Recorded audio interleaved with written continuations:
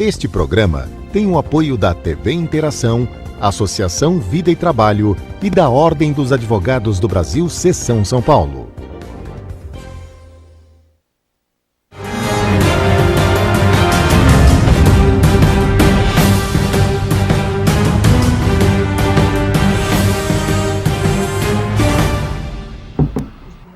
Alô, amigos, bem-vindos ao Gente que Fala. Estamos na TV aberta, canal 9 da NET, canais 8 e 186 da Vivo.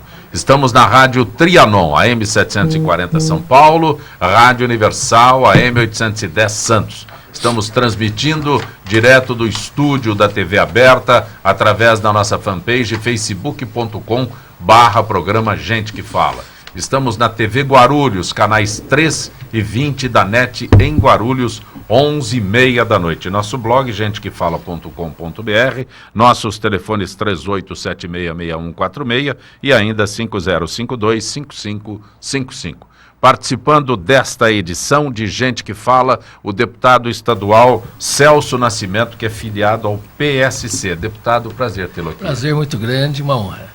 Também conosco a fundadora do Instituto Ensina, a Thaisa Paulino Dano. Prazer tê-la aqui, Thaisa. Prazer, boa tarde, muito feliz de estar aqui com vocês hoje. O que é o Instituto Ensina? O Instituto Ensina, na verdade, ele vai ser um grande fomentador, um grande multiplicador de conhecimento. Tá? Nós vamos trabalhar com pessoas através de cursos de geração de renda, mas principalmente a nossa espinha dorsal é trabalhar com as organizações da sociedade civil, as ONGs, os institutos. Então nós vamos compartilhar cursos de capacitação, desde a parte de diretoria, como captação de recursos, elaboração de projetos, atualização do novo marco regulatório, que agora a gente tem a nova lei, a 13.019, que vem para atualizar todo o terceiro setor, até trabalhar com o voluntário, com os profissionais que lidam diretamente com as famílias.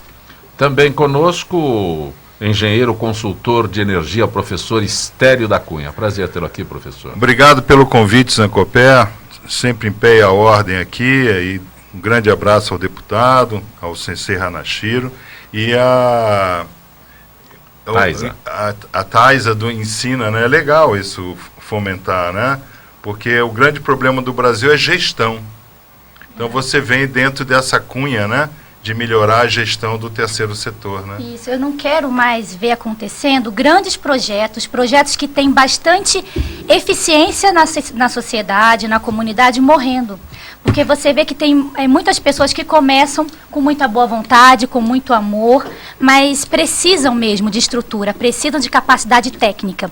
E essas informações não são de tão fácil acesso. Então nós vamos estar aí, fomentando, contribuindo, compartilhando essas informações. Também conosco, eu só preciso falar boa tarde para o sociólogo Getúlio Hanashiro. Prazer tê-lo aqui, Hanashiro. Prazer é todo meu, Zancopé, sobretudo estando nesta mesa tão rica de pessoas e personagens com muito conhecimento, e nós vamos aprender muito. Por que ele disse Sensei Getúlio Hanashiro? Sensei não, ele disse Sensei. Sensei quer dizer professor em japonês.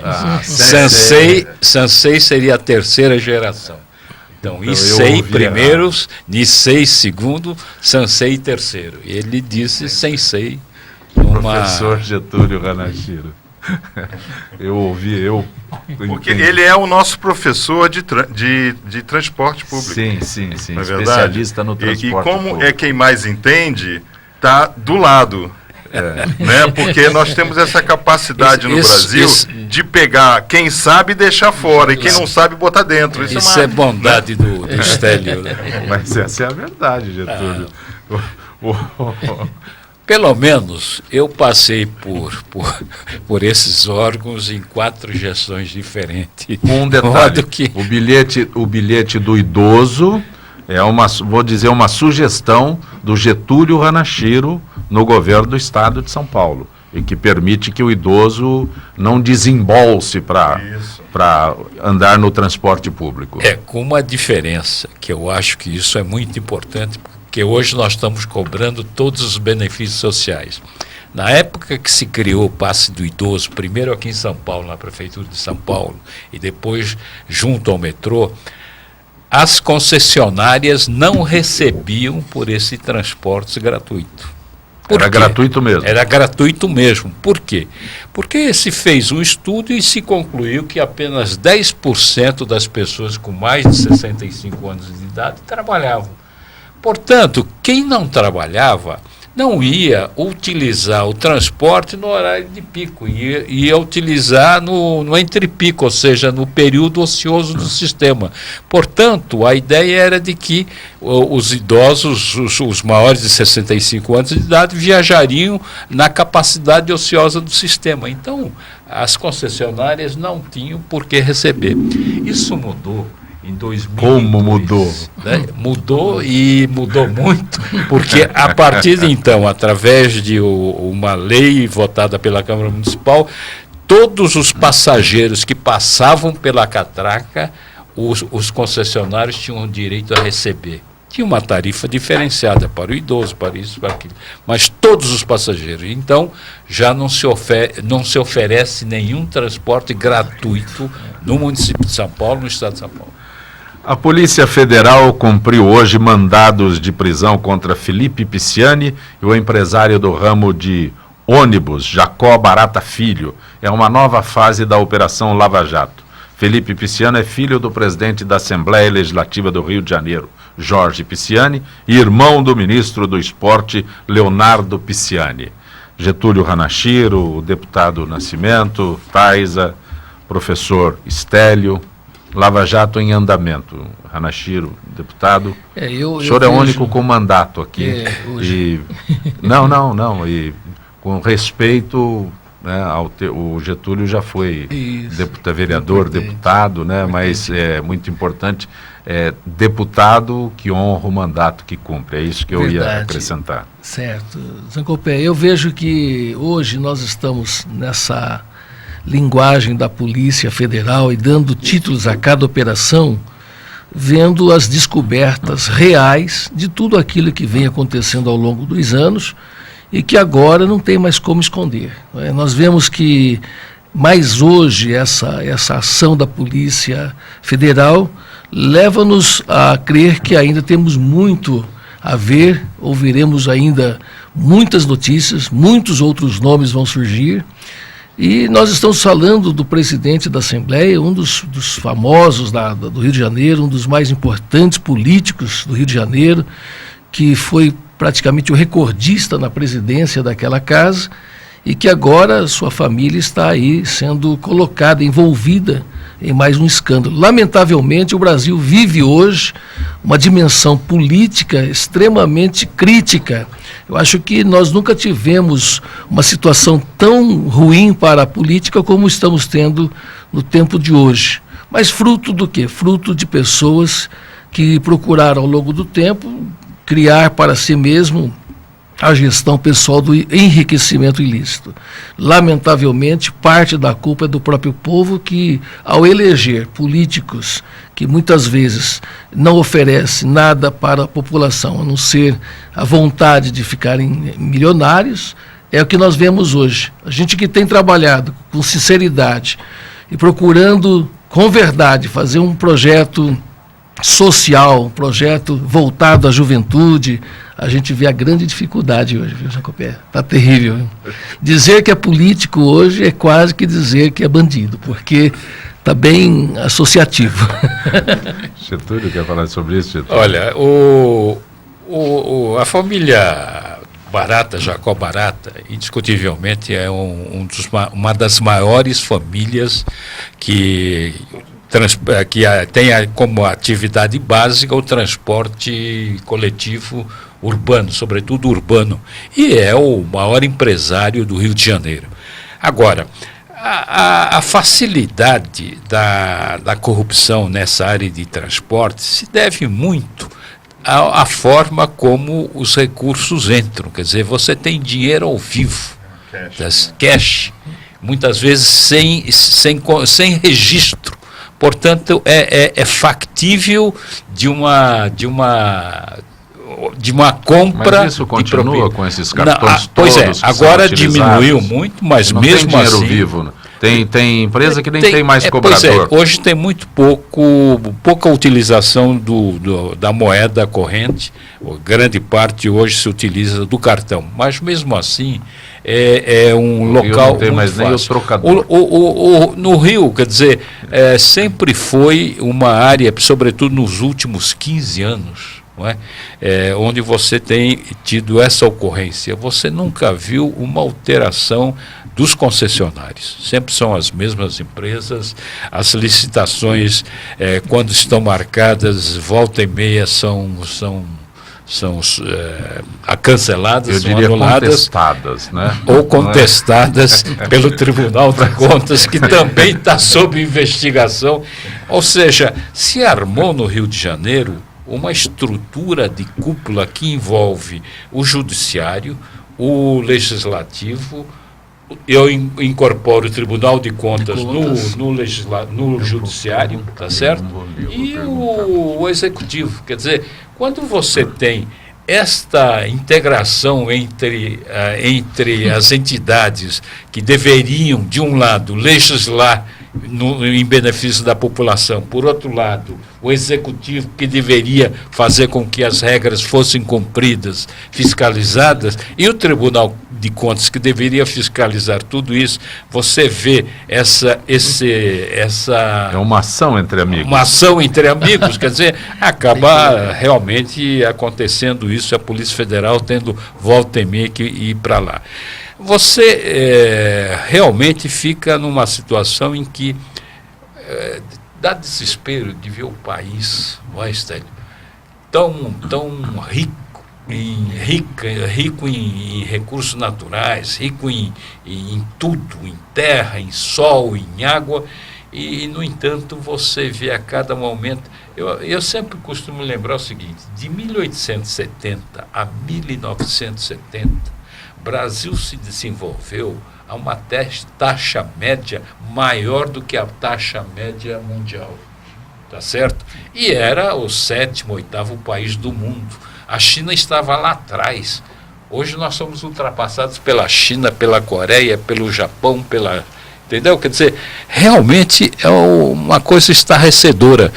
De um lado, realmente você tem essa perspectiva. Por outro lado, vem um alento de otimismo, de esperança, quando você vê o seguinte: tem algumas instituições que parte delas estão funcionando, entre as quais a Polícia Federal, a Justiça Federal, o Ministério Público, e que, bem ou mal, estão puxando a corda para o lado do bem.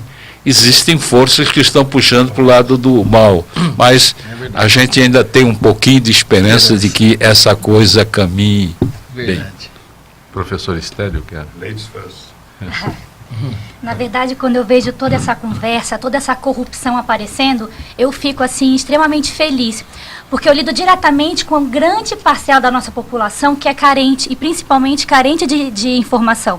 Quando o senhor comentou que muitas pessoas votam e votam errado, é porque falta conhecimento e falta informação. Então, tudo isso aparecendo, assim, me dá uma esperança que as próximas eleições vão ser melhores, que a nossa população vai estar mais informada, batalhando pelos seus direitos. Porque quando a nossa população não está falando, quando não está com voz ativa, pode acontecer tudo isso em silêncio. Né? Então, eu fico feliz com isso aparecendo. O problema da nossa população é que ela não tem mais capacidade analítica. Nós já chegamos ao nível da ignorância nacional que isso aconteceu. Então, ao professor Hanashiro, eu vou dizer o seguinte: em 1987 para 88, eu fui em um grupo de uma multinacional, que eu era sediado em Londres. A China, porque Londres estava saindo de Hong Kong, né? Então, Londres queria saber o que poderia já ser comprado na China continental.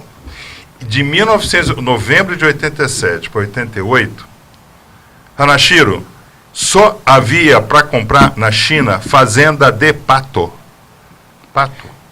Ave, para fazer pato laqueado. A tecnologia chinesa, na época, era pato laqueado.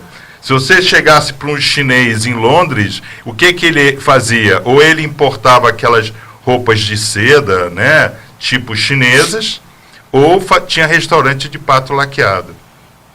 Então, 30 anos depois, e naquela época, muito interessante esse dado também que eu vou dar, a China ela era exportadora de 2,5 milhões de barris de petróleo por dia, porque ela tem bastante petróleo no seu mar da Índia, na plataforma continental. Hoje a China é importadora de 8 milhões de barris por dia.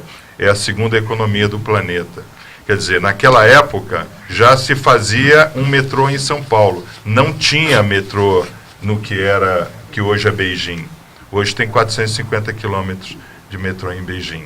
Né? Nós não temos isso talvez no Brasil, né? Temos nem 200 quilômetros. Não tem nem 200 quilômetros. Todas as capitais. Então, o que acontece? Lá tem um instrumento que eu acho formidável. Não é a Polícia Federal, é a bala de prata. Então, o homem público roubou, a família tem que comprar a bala e ver o cara morrer. Por quê? Porque a família também faz parte disso aí. Essa matéria que o grande Zancopé leu pra gente aí agora, a família inteira do Pisciani está sendo presa, não é isso? Uhum. Não tem quem compre a bala. Então, mas aí a gente podia fazer uma vaquinha aqui agora e comprar.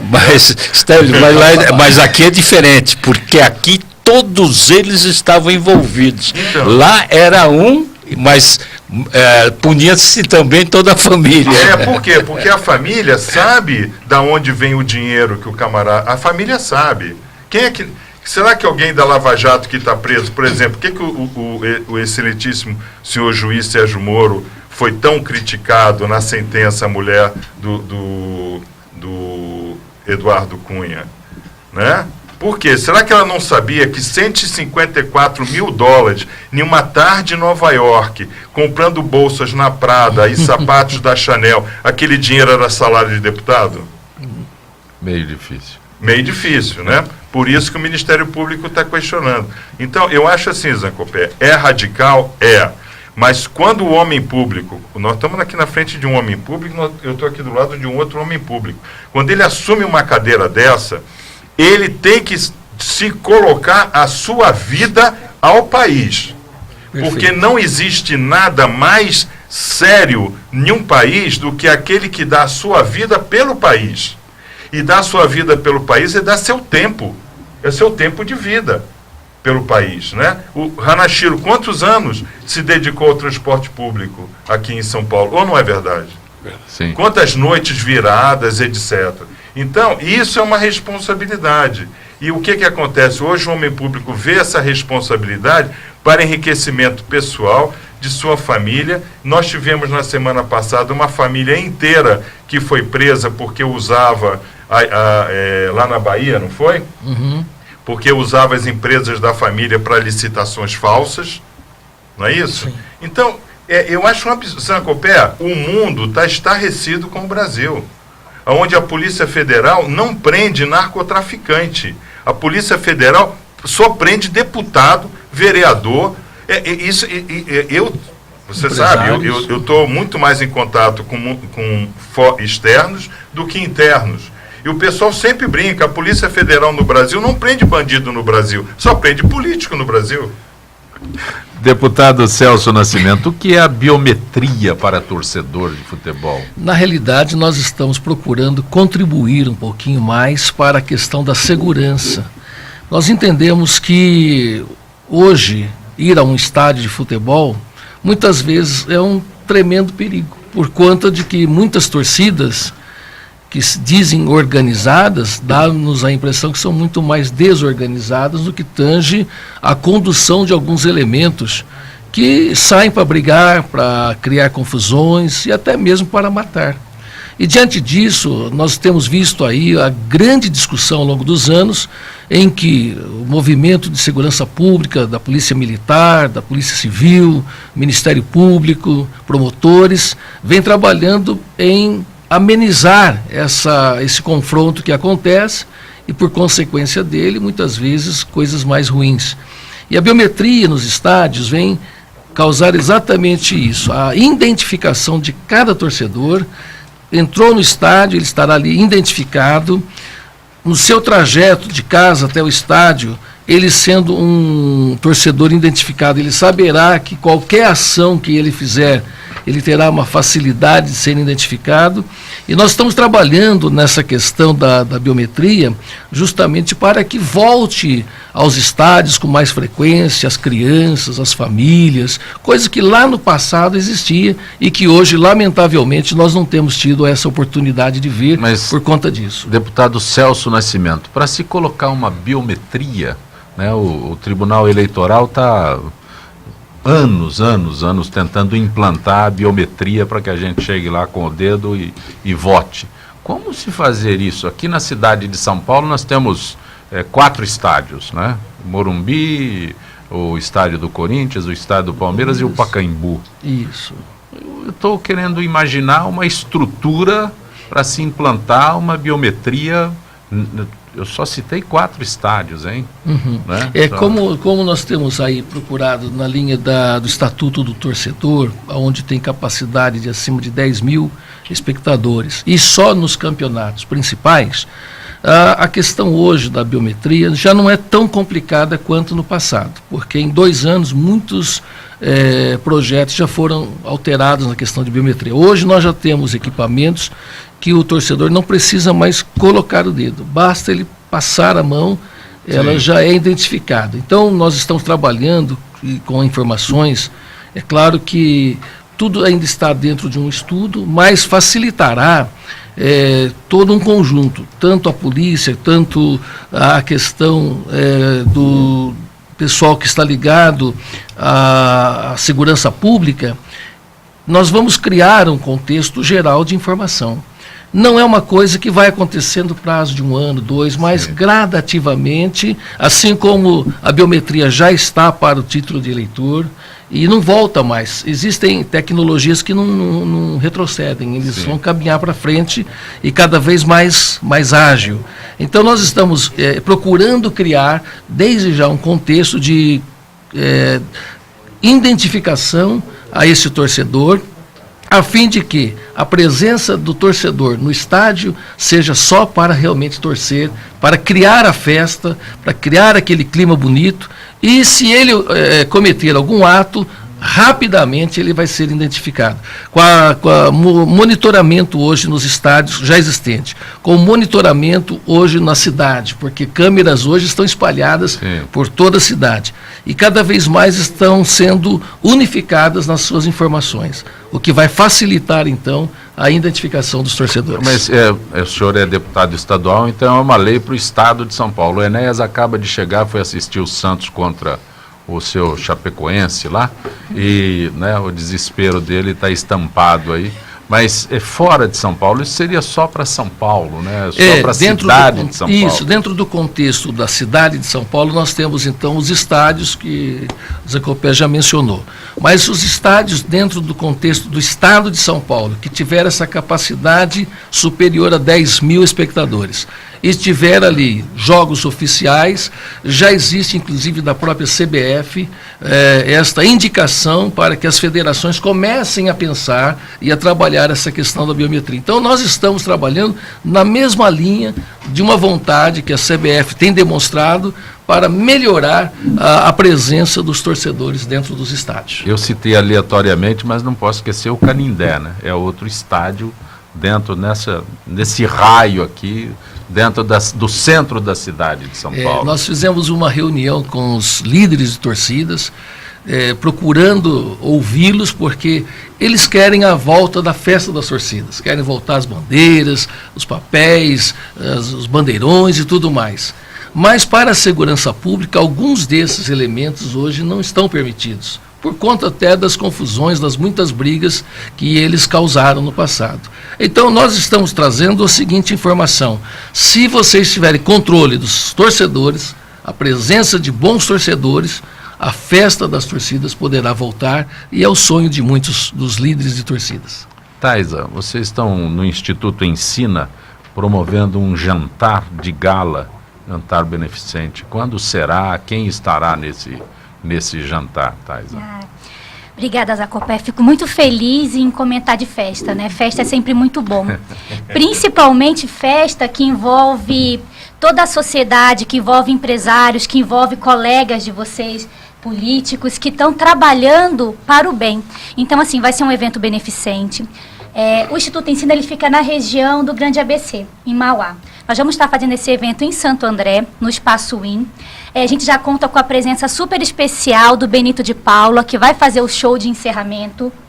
Temos algumas outras presenças, como, por exemplo, o Rodrigo Capella, a Amanda Françoso e várias outras presenças VIPs que vão vir para abrilhantar. Mas abrilhantar principalmente para levantar a bandeira do terceiro setor. Porque junto, obviamente, estamos falando do Instituto Ensina, mas vamos estar trazendo o trabalho de outras organizações da sociedade civil, que tem, como eu já falei, um trabalho extremamente importante. Então, a gente precisa dar voz, precisa dar visibilidade para que todo mundo apoie essas causas sociais que são, como eu já falei, extremamente importantes. Então, esse jantar vem para contribuir. O Instituto Ensina oferece o quê? Porque a inclusão que vocês pretendem, como pode ser feita?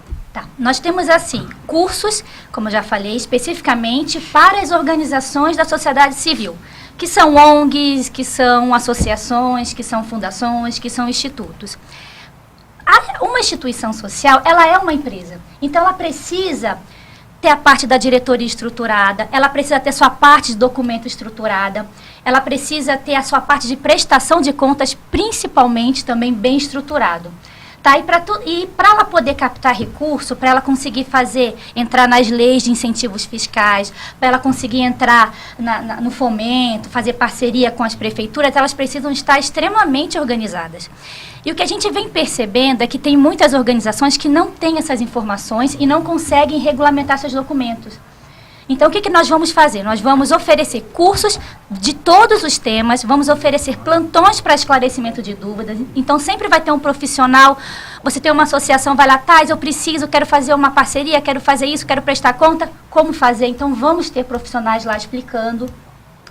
E dentro disso tudo, nós vamos também ter projetos próprios. Por que acontece? A gente começa a observar a região, a gente começa a observar o ambiente, percebe que ali falta um curso de capacitação de geração de renda, por exemplo, que é o que nós vamos estar lançando junto nesse jantar. Ok. Deixa eu pedir a gentileza dos senhores para conversar com a Gisele Souza, da FIPESP, nossa parceria que mantemos desde o início do Gente que Fala. Gisele, boa tarde, Gisele. Boa tarde, Zancopé, e boa tarde aos ouvintes do programa Gente que Fala. Gisele, o PSOL, né, está questionando a medida provisória que suspende reajustes e aumenta a contribuição previdenciária de servidores públicos. O partido questiona no Supremo Tribunal Federal, por meio de ação direta de inconstitucionalidade, a medida provisória 805/2017. É isso? É isso mesmo, Zancopé. Segundo o partido, a MP 805 contém vícios formais e materiais que afrontam simultaneamente os pressupostos de relevância e urgência exigidos pela Constituição para a edição de medidas provisórias, artigo 62, caput, e dispositivos como o inciso 36º do artigo 5º, que preserva o direito adquirido, e o inciso 15º do artigo 37, que prevê a irredutibilidade dos vencimentos dos ocupantes de cargos e empregos públicos. A medida provisória 805/2017 rompe direitos constitucionais? Com certeza. Essa MP rompe o direito consolidado das carreiras funcionais de modo inconstitucional, ao alterar as datas da incorporação dos aumentos já legitimamente incorporados ao ordenamento jurídico por meio do devido processo legislativo, revogando tacitamente as datas anteriores definidas. O presidente da República fere de morte o direito à irredutibilidade dos vencimentos dos ocupantes de cargos públicos. O pessoal argumenta ainda que a MP 805 atenta contra o princípio da proibição do retrocesso social, na medida em que, vedando o direito à atualização da remuneração dos servidores, veda, restringe ou dificulta a eles e suas famílias o acesso à educação, à saúde, à alimentação, ao trabalho, à moradia, ao transporte, ao lazer, à segurança e demais direitos sociais garantidos no artigo 6º da Constituição e à efetividade dos direitos relativos à administração e servidores públicos. E o que mais o partido está questionando? A legenda também alega que a medida provisória, ao alterar a redação de lei 10.887 de 2004 para aumentar a alíquota de contribuição social de servidores federais, acabou por regular a Constituição Federal, situação que, segundo o sustenta, é vedada pelo artigo 246 do texto constitucional. Com essa fundamentação, o partido pede a concessão de liminar para suspender a eficácia da norma, lembrando que medidas provisórias produzem efeitos com força de lei desde o momento de sua publicação. No mérito, pede a declaração da inconstitucionalidade da MP 805 em sua integralidade.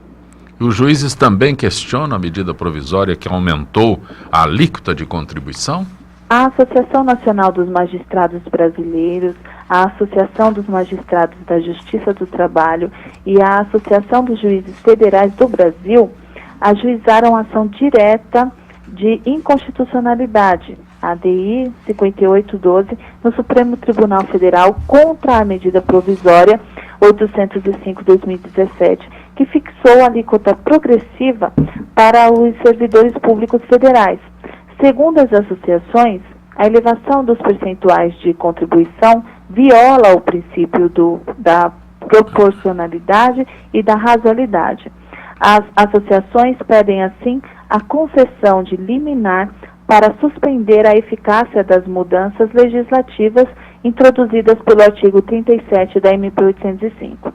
No mérito, formulam 2 pedidos alternativos: a declaração da inconstitucionalidade da alíquota de 14% da contribuição previdenciária recém-instituída para restabelecer a alíquota de 11% ou da inconstitucionalidade da alíquota mais elevada do imposto de renda de 27,5%, restabelecendo o percentual máximo de 22,5%. O que não é possível é a subsistência das duas concomitantemente, porque o servidor estará contribuindo com inacreditáveis 41,5% dos seus rendimentos para o Estado, concluem. O relator da ADI 5812 é o ministro Ricardo Lewandowski. Agradeço a Gisele Souza mais uma vez sua gentileza com o nosso Gente que Fala. Gisele, uma boa tarde. Boa tarde, Zancopé, e o nosso abraço a todos os ouvintes do programa Gente que Fala. Aproveitando para registrar que na próxima sexta-feira, dia 17, teremos na Livraria da Vila o lançamento do livro Empreendedorismo Feminino, transformando ideias em negócios, modelos e práticas. O livro foi escrito pela jornalista Vanessa Palazzi, fundadora do Mulheres de 40, e outras 27 autoras. Segundo elas próprias, é um livro de e para mulheres que escrevem e reescrevem sua própria história. Lançamento: sexta-feira, dia 17, 18h30, Livraria da Vila, na rua Fradique Coutinho, 915, na Vila Madalena. A Vanessa Palazzi, nossos cumprimentos, parabéns, Vanessa. É mais um estágio, mais uma etapa. Ela que sempre participa do nosso Gente que Fala pelo blog Mulheres de 40. Né? Por 2 motivos eu não posso participar, né? Da Mulheres e de 40. Né? Deputado, sim. O senhor pretende ainda um projeto de lei com classificação etária para exposições de artes? Nós fizemos um trabalho nessa área e justamente quando houve dentro do estado de São Paulo, inicialmente lá em Porto Alegre, uma discussão a respeito da participação de crianças em exposições, das quais a classificação por hora não havia sido colocada e as apresentações que estavam sendo ali naquele teatro, naquele museu feito, dava-nos a impressão que feria o conceito de que uma criança pudesse presenciá-las, porque tratava de pedofilia, zoofilia, algumas ações que, segundo o Estatuto da Criança e Adolescente, ela não deveria estar participando daquelas apresentações. E depois ocorreu também em São Paulo, no MAN, mais uma apresentação onde um ator despido estava sendo tocado por uma criança, embora acompanhado da sua mãe, e depois ele também teve 4 outras crianças em sua volta, e aquilo gerou um grande conflito dentro do contexto de arte e de família e da cidade.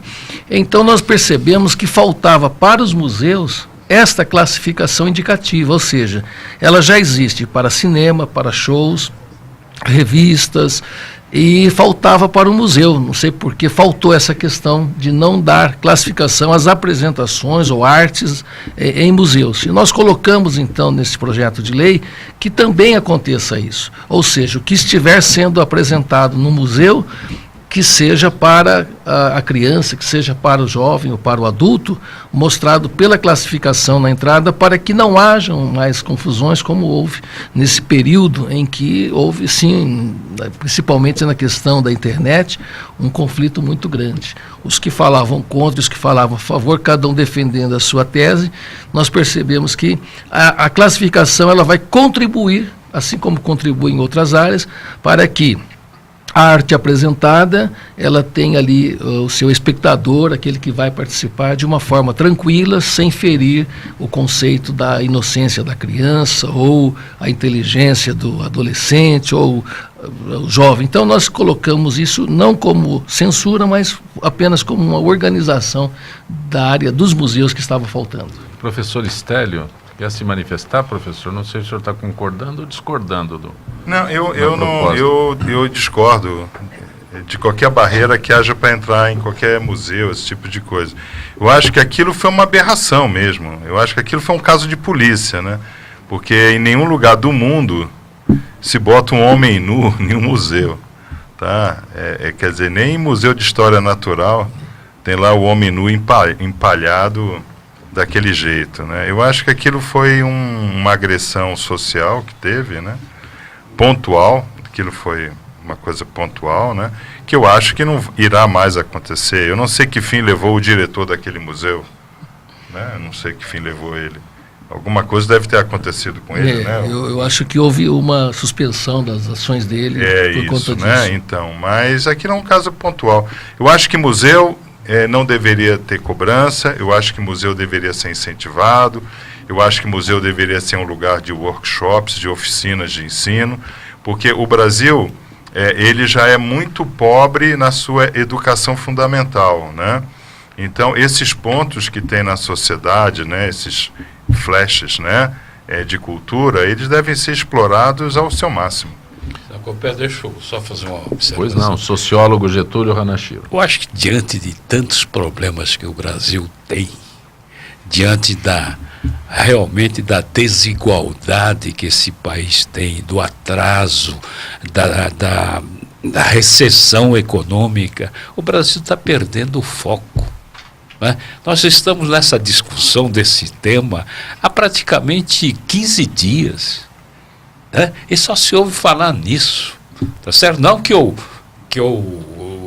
seja contra discutir o tema, o problema, o tema é importante, sério, mas eu acho que cabe realmente a questão toda ao curador da exposição e aos pais. Tá certo? Sim. Se você quiser levar seus filhos, seus netos a um museu, você precisa saber o que vai encontrar, não é? E ao mesmo tempo ter a cautela de dizer o seguinte: não, eu não vou levar porque há certas cenas que eu não estão dentro dos meus valores, mas podem estar dentro dos valores de outro, então vou respeitar. Agora, o que eu vejo é que o Brasil tá fora de foco. Nós não estamos focando os problemas essenciais desse país. Estamos realmente pegando esses problemas que eu consideraria secundário diante de todo o drama que o Brasil vive. Verdade. O Brasil vive uma situação política, econômica, fragilizada.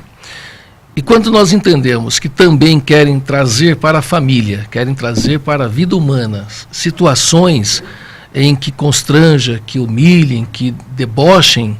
Nós vimos uma cena recentemente na Unesp, ou USC de São Paulo, em que uma cena de arte era uma mulher branca, pintada de negra, e um homem fazendo xixi em cima dela. Isso não pode ser arte. Isso é um mau gosto. Isso não pode ser arte. Não é nem... Entende? É um deboche, né? É uma cinte a nossa deixa inteligência. fazer. É. Então, que esse cara não pode ser curador. Exatamente. E não pode estar lá. É um problema. É uma questão de gestão. É um problema da universidade, é um problema da instituição que permitiu fazer isso. Agora, o que eu vejo também é o seguinte, é que eu acho que realmente está faltando uma presença mais forte das instituições religiosas, não no ambiente político. Né? Eu acho que nesse ambiente político se entrou demais, mas no ambiente do lar, da expressão, da livre manifestação do pensamento, e dizer o seguinte: até aqui é uma livre expressão, mas daqui para frente é um mau gosto, é coisa que realmente não tem sentido. Aí vão dizer que você está censurando. Não, eu não estou colocando isso. Eu acho que é o seguinte, se o cara... Posso dizer para você, porque você viveu essa fase de censura. Pelo contrário, sou absolutamente contra qualquer tipo de censura. Estou na linha do Délio, entendeu? Do Célio. Eu acho que o Brasil não pode mais viver essa sombra que foi a ditadura militar, esse obscurantismo. Agora, é preciso também ter bom senso, é preciso educar as pessoas a ter bom gosto. Por exemplo, no caso das manifestações das torcidas organizadas, eu acho que precisa identificar esses grupos, aprender esses grupos e dar uma aula de 3 meses de cidadania. Entendeu? É bonito um estádio na manifestação da torcida, não é verdade? Mas mais do que identificar e de prender o cara, você tem que dar aula de curso de cidadania durante 3, 6, 1 ano. Entendeu? Para a pessoa aprender a respeitar o direito dos outros. Mas, na realidade, nós começamos a ter a falha já na casa, na família, no lar, em que hoje o crescimento de uma criança, ela vem tão solta, é o pode tudo, é o liberal para tudo, em que hoje, eu sou da época que quando eu tirava nota vermelha, minha mãe puxava a minha orelha e chegava até a professora: olha, corrige mesmo ele, professor. Hoje é o contrário, se o aluno chega lá com nota vermelha, o pai pega o aluno e vai brigar com o professor. E isso nós estamos vendo hoje de uma forma assustadora. E vai piorar, deputado, porque essa questão do gênero, aí é que vai piorar. Porque até uma determinada idade, a mãe... Porque foi tudo terceirizado, né? Isso. Você terceirizou tudo, inclusive a educação do filho. Vai chegar em uma determinada idade, vai levar na frente da professora, você não está desenvolvendo o gênero, porque ela, que é ele, está sendo desenvolvido para ser ela e não ele. Entendeu, Zé Copé? Hoje um pai pode ir em uma escola, chegar para uma professora e dizer: você está desenvolvendo o Rodolfo errado, porque ela quer ser Laura. Rodolfo quer ser Laura. Rodolfo quer ser Laura. E a professora tem que... por causa da lei do gênero, isso é um absurdo. Os colégios já estão adotando banheiros únicos, né? Isso.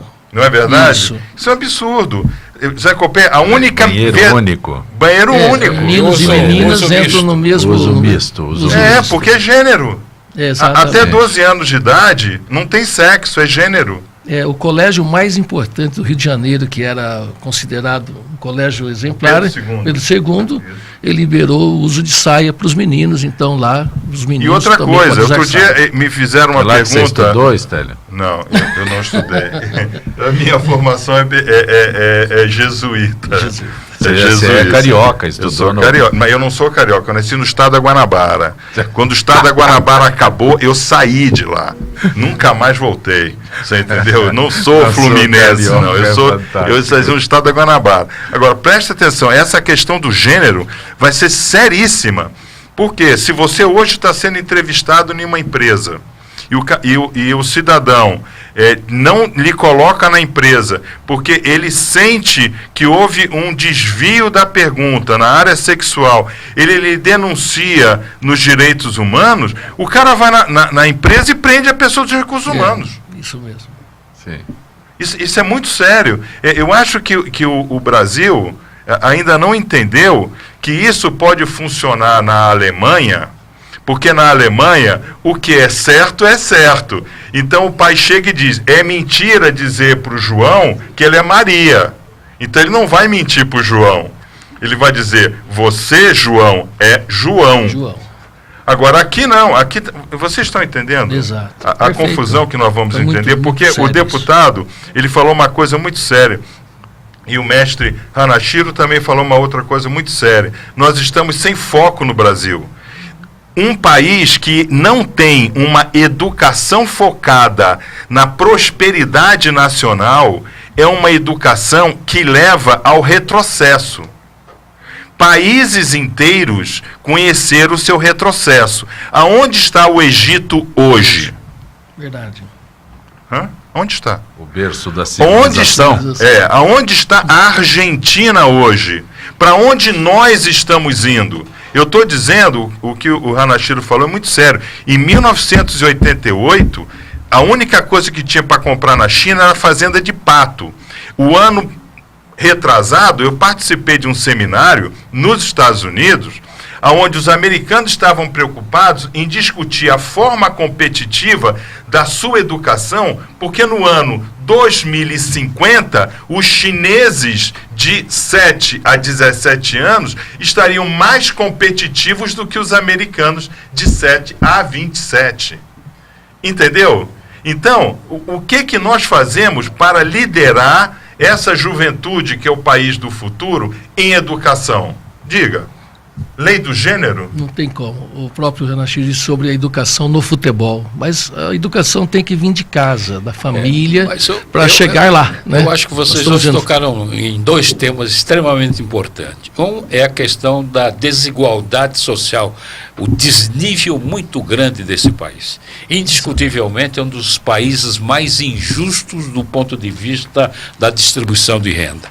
Isso tem um peso muito grande. Não é? No sentido de você ter acesso à educação, e educação de qualidade. Por outro lado, nós não temos ainda realmente uma educação pública de qualidade. Eu fui educado em escola pública, eu estudei em escola pública durante todo o tempo. Não é?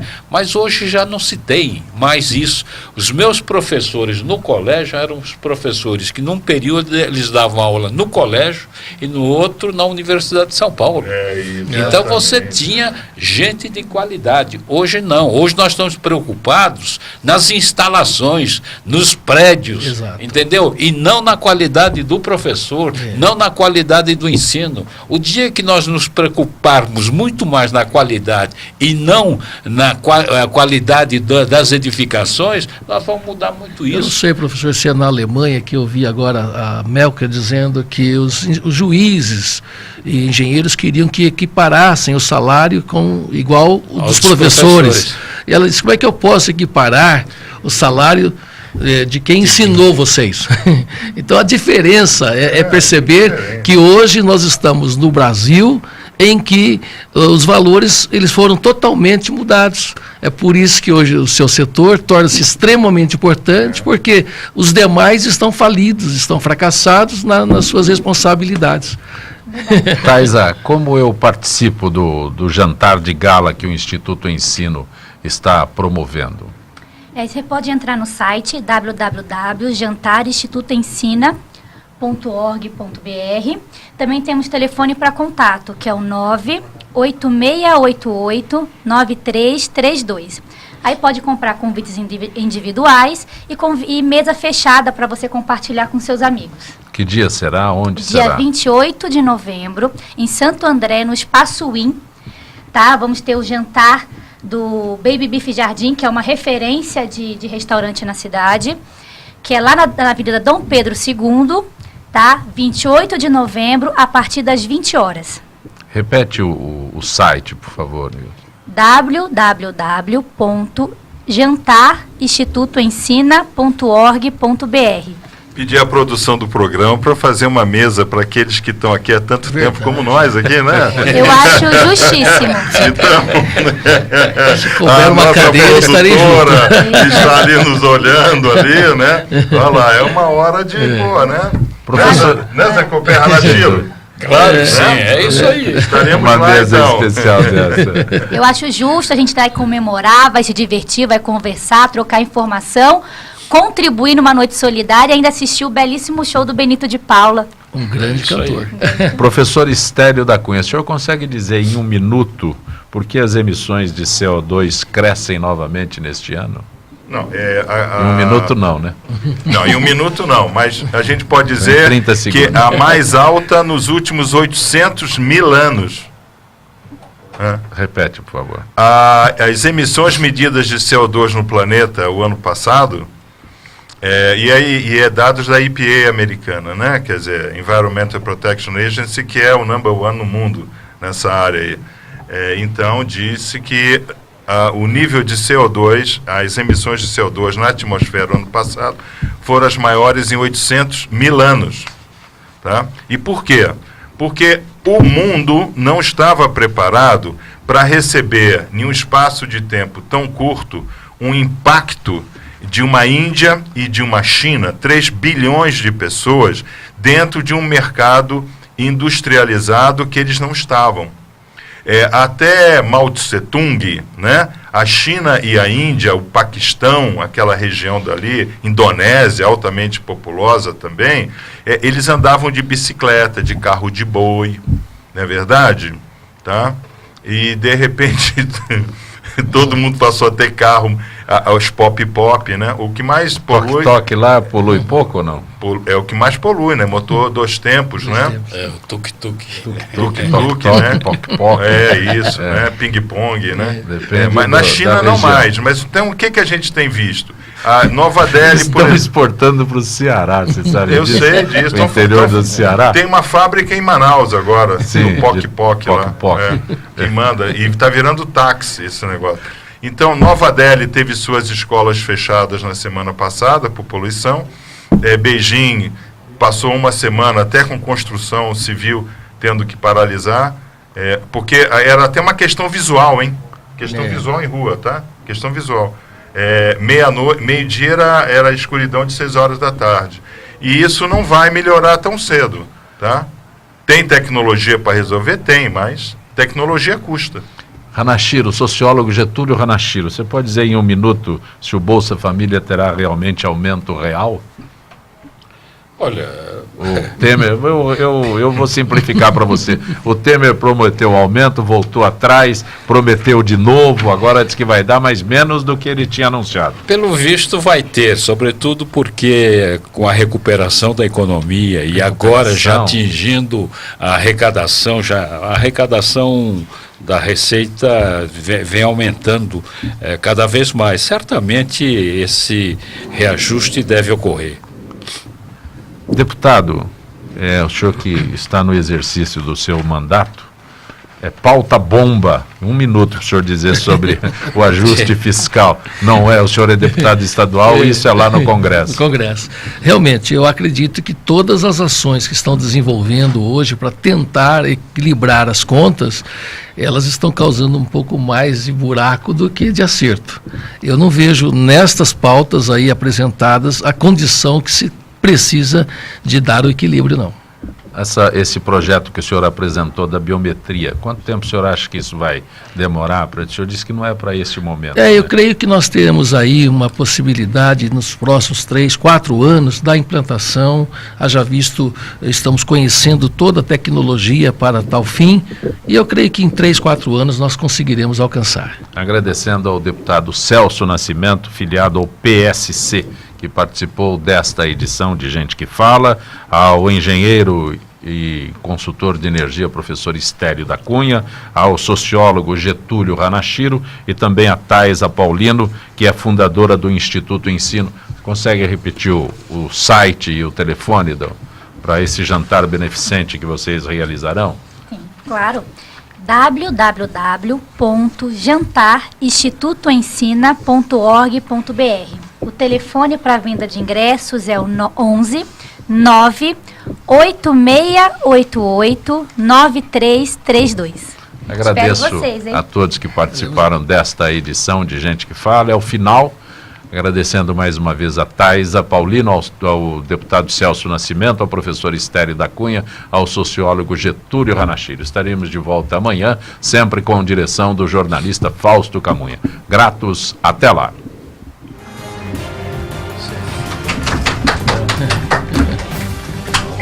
Espero ter atendido a tua expectativa. Quem vai me dar carona?